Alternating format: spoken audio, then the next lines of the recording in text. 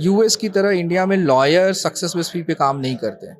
तो हमें लगा कि ये एक ऐसा प्रॉब्लम है जिसके बेसिस पे अगर हम आपको कैपिटल का सपोर्ट करें तो आपका जो एक्सेस टू जस्टिस का जो जर्नी है ना वो थोड़ा सा आसान हो जाएगा। लीगल पे मेरा सेकंड स्टार्टअप है, पहला स्टार्टअप मेरा फेल हो गया था। राइट, तो मैंने स्टार्टअप और एंटरप्रेन्योरशिप जर्नी जो मैं स्टार्ट किया था वो 2016 के आसपास मैंने स्टार्ट किया था। लेकिन लीगल पे मैंने 2019 में स्टार्ट किया, 2019 2020 में फिर कोविड हो गया। जो पहला जो मेरा जो स्टार्टअप फेल हुआ उससे मैंने लर्निंग के हिसाब से देखा, मैंने सीखा कि क्या चीज़ें मुझे नहीं करना चाहिए। मुझे अगर बिजनेस में वेंचर करना है तो मैं अपने फोर्टे के आसपास चीज़ों को प्ले करूँ, ना कि मैं ओवर डिपेंडेंसी क्रिएट करूँ।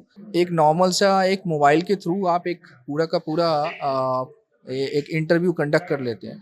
तो अब जो बिजनेस स्टार्ट करने का जो कैपिटल रिक्वायरमेंट है ना वो वैसा नहीं है। मैं जिस इंडस्ट्री में काम करता हूँ वो लीगल इंडस्ट्री है। और लीगल के बारे में हमारा क्या परसेप्शन है वो तारीख पे तारीख वाली बात है। राइट, मुझे लगता है कि वो तारीख पे तारीख वाले डायलॉग ने शायद हमारे इस इंडस्ट्री के बारे में एक अलग सा परसेप्शन क्रिएट किया है। तो वैसे ही ना नैरेटिव है बहुत सारी चीज़ों को लेकर। और मैंने अपने स्टार्टअप का इसलिए एग्जांपल दिया क्योंकि जिस इंडस्ट्री में हम काम करते हैं ना वहाँ पे कहा जाता है कि इंडिया में तारीख पे तारीख वाली चीज़ें हैं। लेकिन अगर आप यूएस का कंपेयर करते हैं ना, यूएस में एक सिविल केस को डिस्पोज ऑफ होने में 29 मंथ्स लगता है। हमारे साथ जो बैठे हैं वो कहते हैं कि मेरा जो स्टार्टअप है वो बहुत इंटरेस्टिंग है। वो कहते हैं कि तारीख पे तारीख वाली प्रॉब्लम मैंने सॉल्व कर दी है। तो आइए आपको मिलवाते हैं कुंदन शाही से, जो है फाउंडर और सीईओ लीगल पे के। हमसे बात करेंगे, हमें बताएंगे कि क्या है उनके स्टार्टअप में खास, बिहार के लिए क्या सोचते हैं वो, और बिहार के यंग एंटरप्रेन्योर्स के लिए क्या विचार है उनके मन में। Thank you. सबसे पहले तो बहुत बहुत स्वागत है आपका। धन्यवाद। ये बताइए कि आपका स्टार्टअप इंटरेस्टिंग क्यों है। जैसे कि देखिए, आपने कहा। हमारा स्टार्टअप इंटरेस्टिंग इसलिए है क्योंकि हमें लगता है कि लीगल पे एक बहुत ही इंटरेस्टिंग प्रॉब्लम को सॉल्व कर रहा है।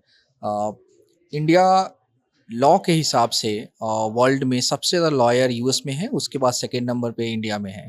राइट, और हर एक साल लगभग हम 2 करोड़ केसेस इंडिया में फाइल करते हैं और लगभग लॉयर पे हम लगभग 3 लाख करोड़ रुपया हर एक साल हम खर्च करते हैं।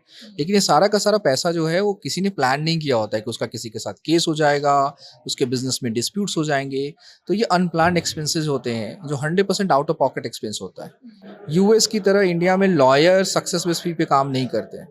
तो हमें लगा कि ये एक ऐसा प्रॉब्लम है जिसके बेसिस पे अगर हम आपको कैपिटल का सपोर्ट करें तो आपका जो एक्सेस टू जस्टिस का जो जर्नी है ना वो थोड़ा सा आसान हो जाएगा। क्योंकि एक्सेस टू जस्टिस के जर्नी में एक्सेस टू राइट रिसोर्सेज बहुत इंपॉर्टेंट है और राइट रिसोर्स के साथ इंगेज करने के लिए आपको कैपिटल की ज़रूरत होती है।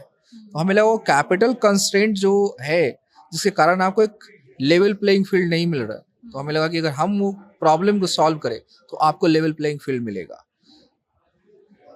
कब शुरुआत हुई आपके स्टार्टअप की, दर्शकों को बताइए। देखिए, लीगल पे मेरा सेकंड स्टार्टअप है, पहला स्टार्टअप मेरा फेल हो गया था। राइट, तो मैंने स्टार्टअप और एंटरप्रेन्योरशिप जर्नी जो मैं स्टार्ट किया था वो 2016 के आसपास मैंने स्टार्ट किया था। लेकिन लीगल पे मैंने 2019 में स्टार्ट किया, 2019 2020 में फिर कोविड हो गया। फिर कोविड के हिसाब से हम लोग देखते रहे कि कैसे इसको हम लोग पिवट करेंगे, क्या करेंगे। राइट, और 2020 से हम ये सारा काम कर रहे हैं। और अभी कितने लोगों तक पहुंच चुका है लीगल पे। सो लीगल पे आज के डेट में लगभग 2500 करोड़ प्लस का क्लेम अंडर मैनेजमेंट है हमारे पास। और हम बहुत ही लार्ज कॉर्पोरेट से लेकर एक नॉर्मल इंडिविजुअल और स्मॉल बिजनेस के साथ काम करते हैं। और अभी हम लोग की वो 100 लोगों की टीम है। जो गुड़गांव प्राइमरली जो हमारा हेड ऑफिस है वो गुड़गांव में है, लेकिन हमारे ऑफिस का प्रेजेंस है बॉम्बे में, बैंगलोर में, पुणे में, सूरत में और पटना में। अगर लीगल पे से हट के बात करें तो बहुत सारे ऐसे स्टार्टअप के फाउंडर्स हैं जिनका स्टार्टअप सक्सेसफुल नहीं हो पाया, फेल हो गया। आपने बताया कि आपके साथ भी ऐसा कुछ हुआ है।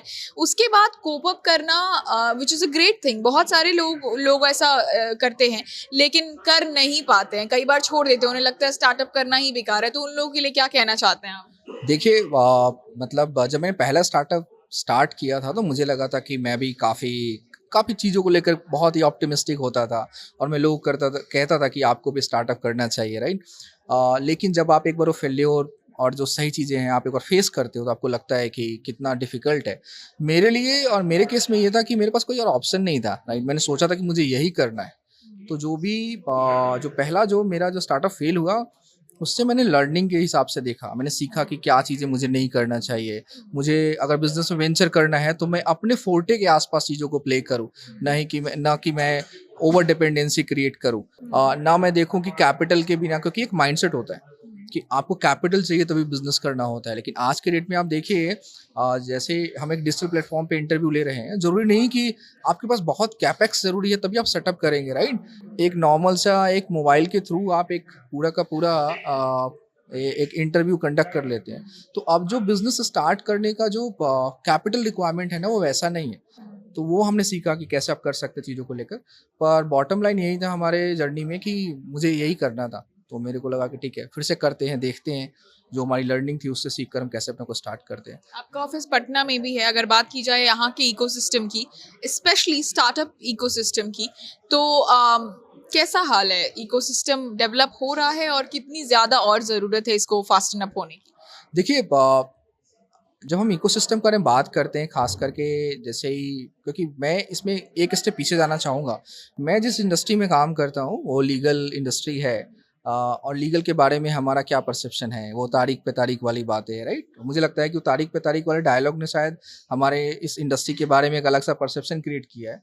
तो वैसे ही ना नैरेटिव है बहुत सारी चीज़ों को लेकर, और मैंने अपने स्टार्टअप का इसलिए एग्जांपल दिया क्योंकि जिस इंडस्ट्री में हम काम करते हैं ना, वहाँ पे कहा जाता है कि इंडिया में तारीख पे तारीख वाली चीज़ें हैं।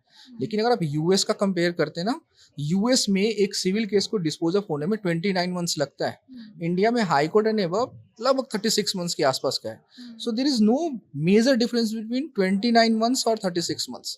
यूएस और इंडिया का 7 महीने का है, पर मैं ये नहीं कह रहा कि 29 मंथ्स में हो जाता है और हमारा एक्चुअली में 10 साल लगता है। तो वैसा एक्चुअली में डेटा नहीं कहता। सिमिलरली बिहार को लेकर ये कि पहले जो हमारा जो माइंडसेट था या जो हमारे रोल मॉडल होते थे वो बहुत हद तक पॉलिटिशियंस रहे हैं, कॉन्ट्रैक्टर रहे हैं।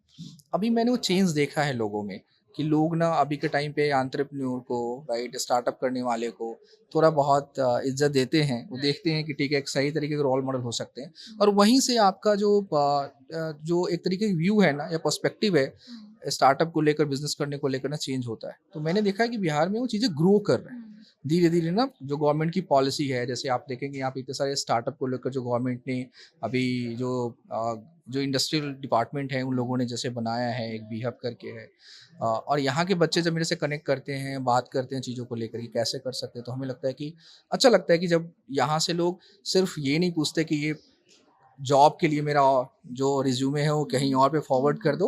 नॉर्मली लोग पूछते हैं कि मेरे को ये इन्वेस्टर चाहिए या मेरे को इस प्रोडक्ट में काम कर रहा हूँ, आप बताओ क्या हेल्प कर सकते हो या यहाँ पे फंस गए हो। तो वो सारे इंटरेस्टिंग डिस्कशन है जो दिखाता है कि इकोसिस्टम धीरे धीरे डेवलप हो रहा है। अब अंत में ये बता दीजिए कि जीटीआरआई के इस इनिशिएटिव के बारे में आपके क्या थॉट्स हैं? देखिए, जीटीआरआई का ये मेरा दूसरा सेशन है, राइट, एंड मुझे लगता है कि फॉर्चुनेट इनफ कि मैं इधर आया, लोगों ने उस लायक समझा मुझे कि मैं आके यहाँ पे कुछ चीज़ें करूँ। ये जो इनिशिएटिव है बहुत सही इनिशिएटिव है, क्योंकि इसी तरीके से आप नैरेटिव बिल्डिंग करते हैं। अगर आप पॉजिटिव चीज़ों के बारे में बात नहीं करेंगे, आप हर एक बार बात करेंगे कि इधर पॉलिटिकल ये इश्यूज़ है और ये सारे चैलेंजेस है, क्योंकि मैं एंटरप्रेन्योर हूँ ना, तो मैं थोड़ा सा ऑप्टिमिस्टिक ज़्यादा हूँ। तो मैं चैलेंजेस तो रहेंगे, लेकिन हमें पॉजिटिव साइड देखना पड़ेगा, तभी आपकी सारी चीज़ें होगी। दूसरी बात ये कि हमें अपने फोर्टे के अराउंड प्ले करना है। मेरे 1 लाख लिमिटेशंस हो सकते हैं, पर उस लिमिटेशंस के बेसिस पे मैं आज यहाँ पे नहीं हूँ। मैं उन चीज़ों के बेसिस पे यहाँ पे हूँ जो मेरा स्ट्रेंथ है। तो वैसे ही जो ये जीटीआरआई का पूरा फोरम है, वो इसी चीज़ को एस्टैब्लिश करने के लिए कि आप कैसे अपने पॉजिटिव चीज़ों को, अपने स्ट्रॉन्ग कनेक्शंस को कैसे आप यूज़ कर सकते हैं। और हम कोशिश कर रहे हैं कि कैसे हम एक यहाँ पे एक अच्छा सा इकोसिस्टम क्रिएट करें बिहार में, और जिसके बेसिस पे जो बिहारी जहाँ भी काम कर रहे हैं अच्छे पोजीशंस पे, वो कैसे स्टेट को एक गिव बैक कर सकें। तो ये थे हमारे साथ कुंदन शाही, जो बता रहे थे कि कैसे पॉजिटिव और ऑप्टिमिस्टिक रह के आप अपना बिजनेस ग्रो कर सकते हैं, ए, और बी कि आप लोगों को इसमें उतार भी सकते हैं, यानी मोटिवेट भी कर सकते हैं। साथ ही जीटीआरआई के इस इनिशिएटिव की तारीफ करते हुए अब इसको यहीं ख़त्म करते हैं। आप जनता जंक्शन देख रहे थे, मैं शांभवी शर्मा, बहुत बहुत धन्यवाद।